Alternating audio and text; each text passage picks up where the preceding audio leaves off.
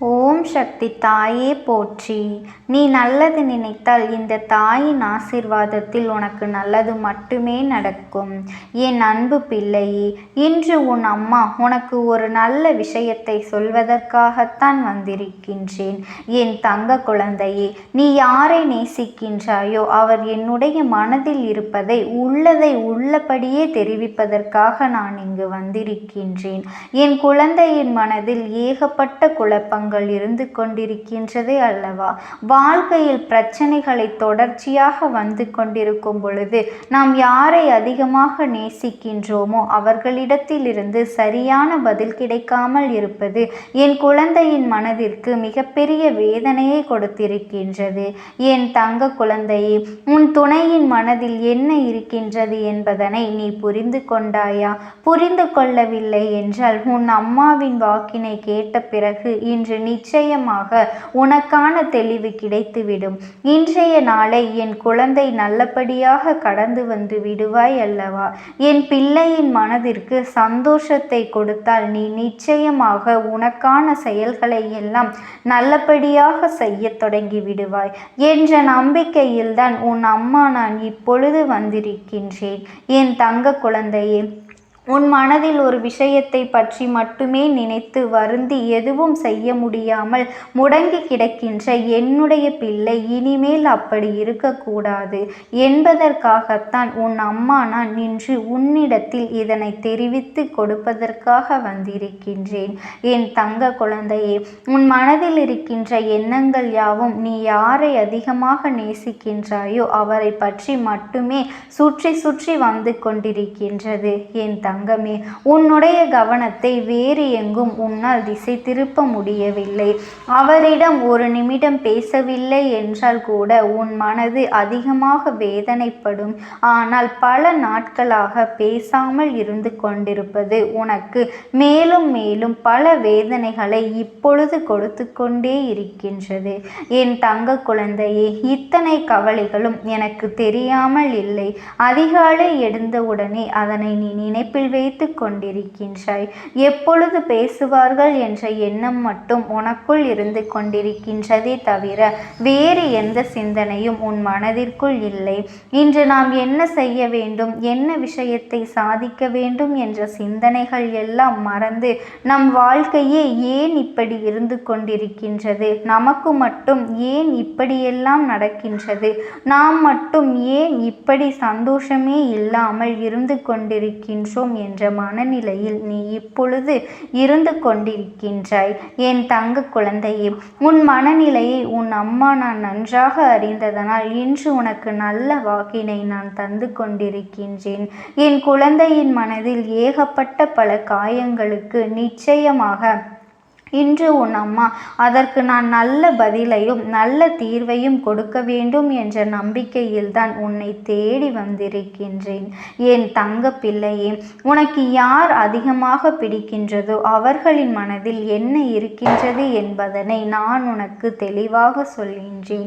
என் பிள்ளையே, நீ அதனை தெளிவாக உன்னுடைய மனதிற்குள் பதிய வைத்துக்கொள். நீ நேசிப்பவர் இப்பொழுது மனதளவில் சில மாற்றங்களை கொண்டிருக்கின்றார். என் பிள்ளையே, அதனை நீ உணர்ந்ததினால்தான் இப்பொழுது இவ்வளவு வேதனை அடைந்திருக்கின்றாய்.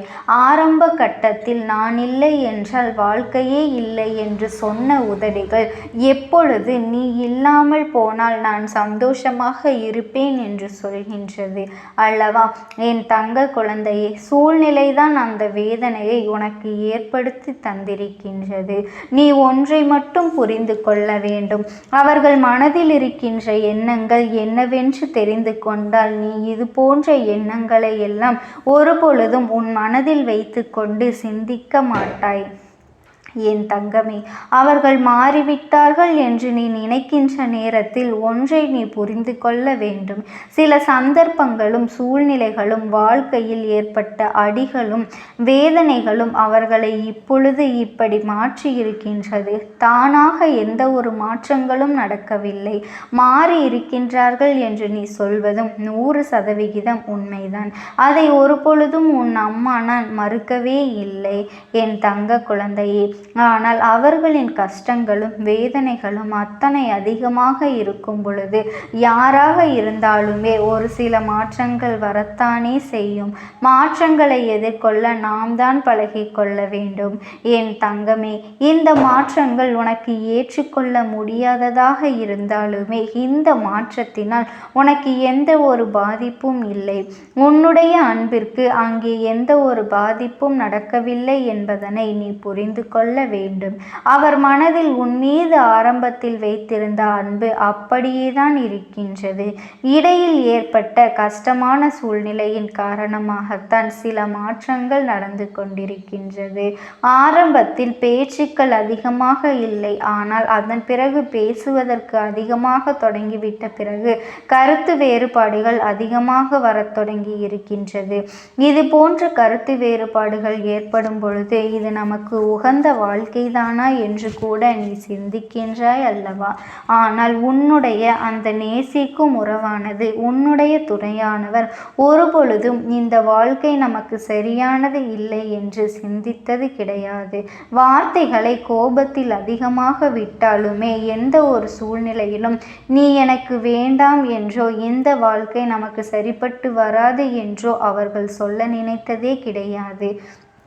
என் தங்க குழந்தையே, நீ கூட அவசரத்தில் ஏன் தான் இந்த வாழ்க்கையை தேர்ந்தெடுத்தேனோ, எதற்காக இந்த வாழ்க்கை எனக்கு இத்தனை கஷ்டத்தை கொடுத்து விட்டதோ, நான் எடுத்த தவறான முடிவினால்தான் இப்பொழுது எல்லாம் நான் அனுபவித்து கொண்டிருக்கின்றேன் என்றெல்லாம் என் குழந்தை நீ நினைத்திருக்கின்றாய் அல்லவா? ஆனால் உன்னுடைய துணை ஒரு பொழுதும் அப்படி நினைத்ததே கிடையாது. என்னுடைய உணர்வுகளுக்கு உன் துணை எப்பொழுதும் உன்னுடைய உணர்வுகளுக்கு மதிப்பளித்து கொண்டேதான் இருக்கின்றார்கள். அவர்கள் ஒரு பொழுதும் அப்படி நினைக்கவில்லை. அப்பன் நான் நிச்சயமாக நான் உனக்கு மதிப்பு கொடுக்கின்றேன். அவரினுடைய எண்ணங்கள் என்ன தெரியுமா? நான் எத்தனையோ கஷ்டப்பட்டு இந்த வாழ்க்கையில் முன்னேற்றம் அடைய நினைக்கின்றேன். ஆனால் நம்முடைய சூழ்நிலை இப்பொழுது சரியில்லையே. இந்த வாழ்க்கை நாம் இப்பொழுது அமைத்து கொண்டால் நம்முடைய எதிர்காலம் நன்றாக இருக்குமா? நம்மை நம்பி வந்தவர்களை நாம் சந்தோஷமாக பார்த்து கொள்ள முடியும் என்ற அச்சத்தில் தான் இப்பொழுது உன்னை விட்டு சிறிய தூரம் விலகி சென்று கொண்டிருக்கின்றார்கள்.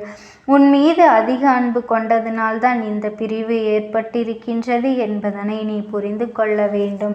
என் தங்க குழந்தையே, உன் அம்மா சொல்வது யார்? உன் மீது உண்மையான அன்பு வைத்து அந்த சந்தர்ப்ப சூழ்நிலையினால் பிரிந்து நிற்கின்றார்களே, அவர்களுக்கு மட்டுமே பொருந்தும் என்பதனை நீ புரிந்து கொள்ள வேண்டும்.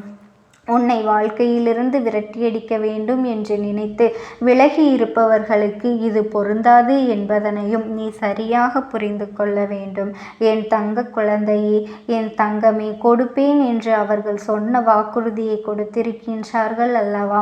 அதை காப்பாற்ற முடியாத சூழ்நிலை ஏற்பட்டு விடுமோ என்று நீ வாழ்க்கை நமக்கு மேலும் மேலும் கஷ்டத்தை கொடுக்கின்றது என்ற பயத்தினால்தான் இப்பொழுது உன்னை விட்டு அவர்கள் ஒதுங்கி நின்று கொண்டிருக்கின்ற தவிர உன்னுடைய அன்பில் எந்த ஒரு மாற்றமும் இல்லை.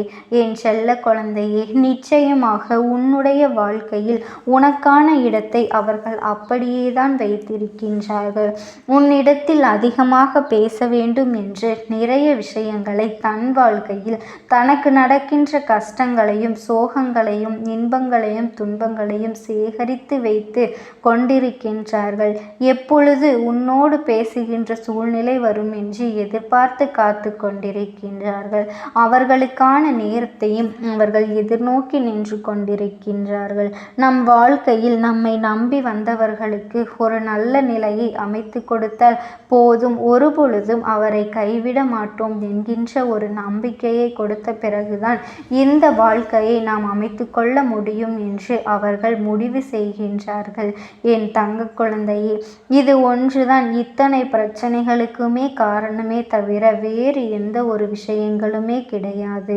என் செல்ல குழந்தையே, நீ மாறிவிட்டாய் என்ற ஒரு வார்த்தையை மட்டுமே மனதிற்குள் வைத்து கொண்டு பிரச்சனைகளை உருவாக்குவதை விடுத்து மாற்றங்களுக்கு காரணம் என்ன, எந்த விஷயத்திற்காக நாம் அவர்களோடு துணை நிற்க வேண்டும் என்பதனை எல்லாம் நீ மனதிற்குள் புரிந்து வைத்து கொண்டு அதன்படி நீ நடந்து கொள்ள வேண்டும்.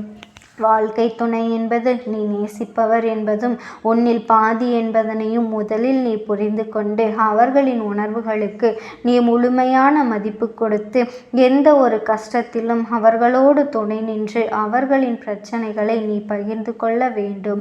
என் தங்க குழந்தையை, இந்த தாயானவளினுடைய அன்பும் ஆசீர்வாதங்களும் என்றென்றைக்குமே உனக்கு முழுமையாக கிடைத்து கொண்டேதான் இருக்கும். ஓம் சக்தி. ஓம் ஆதிவரா சக்தி ஆனது உன்னோடு பேசுவதற்கு ஆசைப்படுகின்றது. என் தங்கமே, நான் உங்களுக்கு ஒரே ஒரு வாய்ப்பினை உருவாக்கி கொடுக்கின்றேன். அந்த ஆத்மாவின் வாக்கினை கேட்பதற்கு இதுவே உனக்கு கிடைக்கின்ற கடைசி வாய்ப்பாகவும் இருக்கலாம். அதனால் என் பிள்ளையே, இந்த வாய்ப்பினை நீ சரியாக பயன்படுத்தி கொண்டு அந்த ஆத்மா உன்னோடு என்ன பேச நினைக்கின்றது, அவர்கள் எதை உன்னிடத்தில் சொல்ல நினைக்கின்றார்கள், வெளிப்படுத்த முயற்சி செய்கின்றார்கள், எதனால் உன்னை தேடி வந்திருக்கின்றார்கள் என்பதனை எல்லாம் நீ தெரிந்து கொள்ள வேண்டும். என் தங்க பிள்ளையே, அவர்கள் எப்படி இந்த தெய்வத்தின் அருகில் வந்தார்கள் என்று நீ யோசிக்கலாம். என் தங்கமே, உன்னுடைய இல்லத்தில் சமீபத்தில் இறந்து போன ஒருவரினுடைய ஆத்மாவானது சில நாட்களாகவே உன் இல்லத்தை சுற்றி சுற்றி வருகின்றது. இந்த அம்மா அதனை கண்டுவிட்ட பிறகு, எதற்கு இங்கே சுற்றி கொண்டிருக்கின்றாய்? நீ இருக்க வேண்டிய இடத்தில்தானே இருக்க வேண்டும். என் பிள்ளையின் வீட்டில் உனக்கு என்ன வேலை என்று கேட்ட பொழுதுதான் அந்த ஆத்மா என்னிடத்தில் சொன்ன விஷயம், எனக்கும் என்னிடத்தில் இருக்க வேண்டும் என்றுதான் ஆசையாக இருக்கின்றது. ஆனால் சில விஷயங்கள் என்னை அங்கே செல்ல விடாமல் தடுத்து கொண்டு இருக்கின்றது.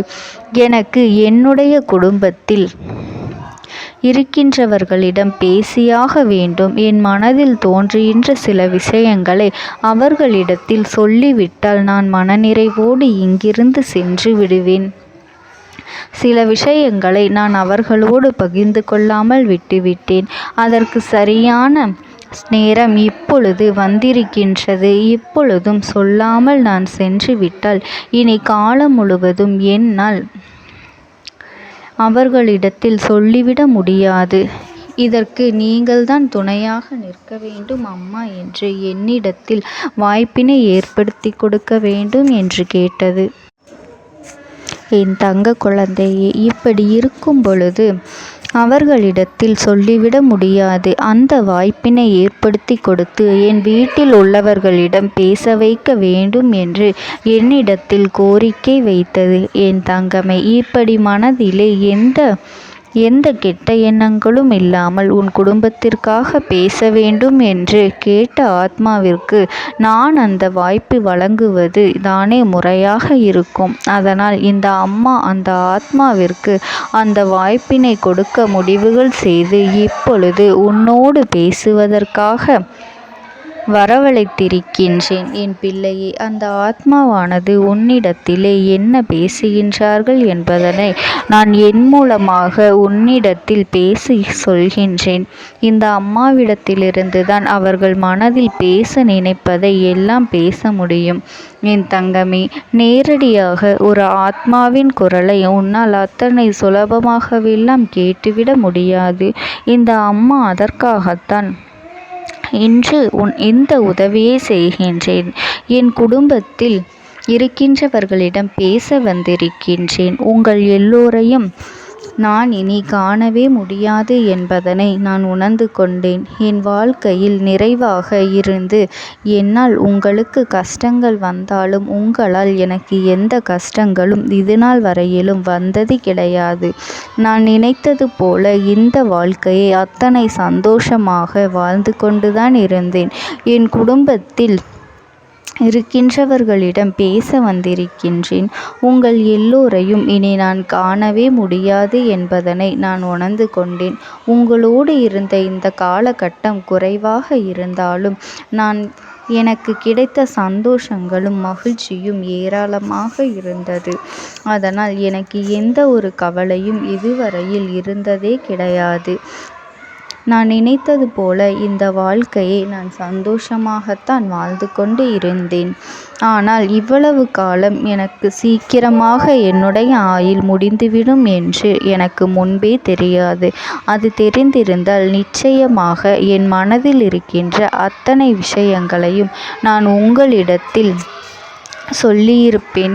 ஆனால் எல்லோரும் நினைப்பது போலத்தானே நானும் நினைத்திருந்தேன். எனக்கும் இந்த உலகத்தை விட்டு செல்ல வேண்டும் என்ற ஆசை கிடையாது. மற்றவர்கள் சொல்வது போல எதற்காக பிறந்தோம், நாம் ஏன் பிறந்தோம் என்று ஒரு நாளும் நான் நினைத்தது கிடையாது. வாழ வேண்டும் என்றுதான் ஆசைப்பட்டேன். என்னுடைய ஆசைகள் எல்லாம் நிராசையாகும்படி இந்த உலகத்தில் விட்டு செல்ல வேண்டிய காலகட்டம் கட்டாயம் வந்துவிட்டது. என்னுடைய கடமை இங்கே சரியாக முடிவதற்கு வந்துவிட்டது. இன்று நான் உங்களோடு பேச வந்ததற்கு முக்கியமான காரணம், சில விஷயங்களை எல்லாம் உங்களோடு சொல்லாமல் விட்டுவிட்டேன். எப்படி நடக்கும் என்று தெரியாமல் நான் சில விஷயங்களை செய்தும் முடித்துவிட்டேன். அதற்காக உங்களிடத்தில் நான் மன்னிப்பு கேட்டுக்கொள்கின்றேன். இதை உங்களிடத்தில் பகிர்ந்து கொள்ள வேண்டும் என்றுதான் இன்று நான் வந்திருக்கின்றேன். உங்களை நான் மனதார வணங்குகின்றேன். இந்த வாய்ப்பினை நான் சரியாக பயன்படுத்தி கொள்ள விரும்புகின்றேன். அதனால்தான் என் மனதில் இருக்கின்ற விஷயங்கள் எல்லாம் நான் சொல்லிவிடுகின்றேன். சிறிது நேரம் அமைதியாக அமர்ந்து என்னுடைய வார்த்தைகளை கேட்டாலே போதும். என்னுடைய அன்பினை புரிந்து கொண்டு அதுவே எனக்கு போதும். நான் நிச்சயமாக இங்கிருந்து நல்லபடியாக சென்று விடுவேன். இன்று உங்களோடு பேச வந்ததற்கு ஒரு முக்கியமான காரணம், நான் சில விஷயங்களை சொல்லாமல் விட்டுவிட்டேன். இப்படி நடக்கும் என்று எனக்கு ஒரு நாளும் தெரியாமல் சில விஷயங்களை செய்துவிட்டேன். அதை உங்களிடத்தில் பகிர்ந்து கொள்ளத்தான் வந்திருக்கின்றேன். என் மனதில் நினைக்கின்ற விஷயம் என்ன தெரியுமா? நான் உங்களை நன்றாக பார்த்து கொள்ள வேண்டும். உங்களின் ஆசைகளை எல்லாம் நிறைவேற்றி கொடுக்க வேண்டும். உங்கள் வாழ்க்கையில் நடத்தி கொடுக்க முடியாமல் போனாலும் இனிமேல் அதையெல்லாம் நடத்தி கொடுக்க வேண்டும் என்று ஆசைப்பட்டு என்னால் ஆன முயற்சிகளை எல்லாமே செய்து கொண்டிருந்தேன். ஆனால் முழுமையான பலன்களை கொடுப்பதற்கு முன்பாகவே இது போன்று நடந்துவிட்டது. அதனால் நான் ஏதேனும் குற்றம் குறைகள் செய்திருந்தாலும், ஏதேனும் உங்களுக்கு மனதிற்குள் கஷ்டத்தை தந்திருந்தாலும் என்னை மன்னித்து விடுங்கள். நான் எப்பொழுதும் உங்கள் மீது உண்மையான அன்பினைத்தான் வைத்து கொண்டிருக்கின்றேன். நான் ஒரு நாளும் மனதில் ஒன்றும் வெளியில் ஒன்றுமாக ஒரு நாளும் நான் நடந்து கொண்டது இல்லை. அதனால் என்னவோ என்னுடைய குணங்கள் சிலருக்கு இங்கே பிடிப்பதே இல்லை. எதுவாக இருந்தாலும் என்னோடு இருக்கின்ற என் குடும்பத்திற்கு தெரியும் அல்லவா நான் யார், என்னுடைய அன்பு எப்படிப்பட்டது என்று. அதனால் என்னுடைய அன்பினை முழுமையாக உணர்ந்து கொள்ள வேண்டும் என்று அதனை இங்கிருந்து ஏற்றுக்கொள்ளவே முடியாத ஒரு விஷயமாகத்தான் இருந்தது. நானும் அங்கும் அங்கும் ஓடி ஓடி மீண்டும் என்னுடைய உயிரை மீட்டெடுத்து விடலாம் என்றுதான் முயற்சி செய்தேன். ஆனால் அப்பொழுது என்னால் அதையெல்லாம் செய்ய முடியவில்லை. உயிரற்ற உடலாக இங்கே நின்று கொண்டிருக்கின்றேன். நாட்கள் செல்ல செல்ல இதை எனக்கு ஏற்றுக்கொள்ள பழகிவிட்டது. இனிமேல் இதுதான் என்னுடைய உலகம். மீண்டும் அங்கே செல்ல முடியாது என்பதனை நான் புரிந்து கொண்டேன். செல்ல முடியாவிட்டாலும் ஆத்மா என்று ஆன பிறகு என்னுடைய உலகத்தில் இருந்தால்தான் எனக்கு சந்தோஷம். மீண்டும் மனித வாழ்க்கைக்குள் என்னால் நுழைந்துவிட முடியாது. எனக்காக இத்தனை காலமும் அன்போடு பழகி எனக்கு எல்லாம் செய்த உங்களுக்கு நான் சொல்கின்ற விஷயம் ஒன்றுதான். நடந்தது எல்லாம் நடந்துவிட்டது. நடந்த விதையை யாராலும் இனி மாற்ற முடியாது. இனி நான் உங்களோடு இருக்க வேண்டும் என்று நினைத்தால் கூட அது நடக்காது.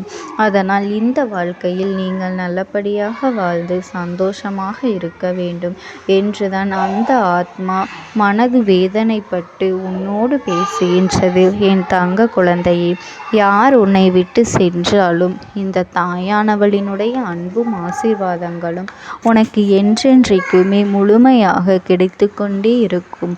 அதனால் நீ எதை நினைத்தும் கவலைப்படாதே. உனக்காக எப்பொழுதும் நான் இருந்து கொண்டே இருப்பேன். ஓம் சக்தி. ஓம் ஆதிபரா சக்தி. நீ விடுதலை கொடுக்க மாட்டாயா என்று என் பிள்ளை, நீ என்னை பார்த்து கேட்கின்ற விஷயத்திற்குத்தான் நான் முடிவினை கட்டப் போகின்றேன். இன்னமும் சுருக்கமாக உனக்கு சொல்ல வேண்டும் என்றால், உன்னுடைய பிடிவாதம் இந்த அம்மாவினிடத்தில் ஜெயித்து விட்டது என்பதுதான் உண்மை. என் குழந்தைக்கு எந்த ஒரு விஷயம் வேண்டும் என்று அடம்பிடித்து இத்தனை காலமும் நீ நின்று கொண்டிருந்தாயோ, அந்த ஒரு விஷயத்திலிருந்து உன் அம்மா நான் உனக்கு விடுதலையை கொடுக்க வேண்டும் என்று என் முன்னால் கதறி அழுதாயோ, அந்த விஷயத்தை இன்று உனக்கு நான் முடித்து வைக்கின்றேன்.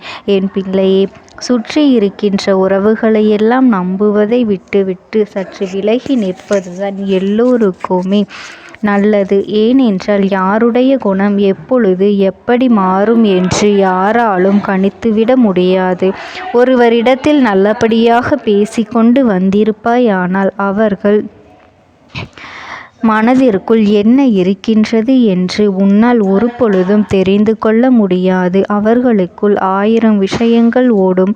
உனக்கு செய்து தருவேன் என்று வாக்குறுதியை கொடுப்பார்கள். ஆனால் அதன் பிறகு பார்த்தாயானால் ஒரு நிமிடம் கூட யோசிக்காமல் சற்றென்று இவர்களுக்கு முடியாது என்று சொல்லிவிடுவார்கள். மனதிற்குள் அவர்கள் நினைப்பது, நீ சொல்வதை சொல்லிவிட்டு போ, நான் எதற்காக உனக்கு உதவி செய்ய வேண்டும் என்று எண்ணிக்கொண்டிருப்பார்கள். இது போன்ற போலிகள் அதிகமாக நிறைந்து இருக்கின்ற இந்த உலகத்தில் ஒரு விஷயத்திற்காக என் பிள்ளை நீ ஆசைப்படுகின்றாய் என்றால் அதை மிகவும் நான் கவனத்தோடு புரிந்து கொண்டு உன் வாழ்க்கைக்கு அது சரியா தவறா என்று, தேவைதானா தேவையில்லையா என்று, ஒரு வேலை கிடைத்தால் உன் வாழ்க்கை தெளிவாக இருக்குமா என்றால் நான் புரிந்து கொண்டுதான் உன் அம்மா நான் உன்னிடத்திலே சொல்ல முடியும் என்பதனை புரிந்து கொள்.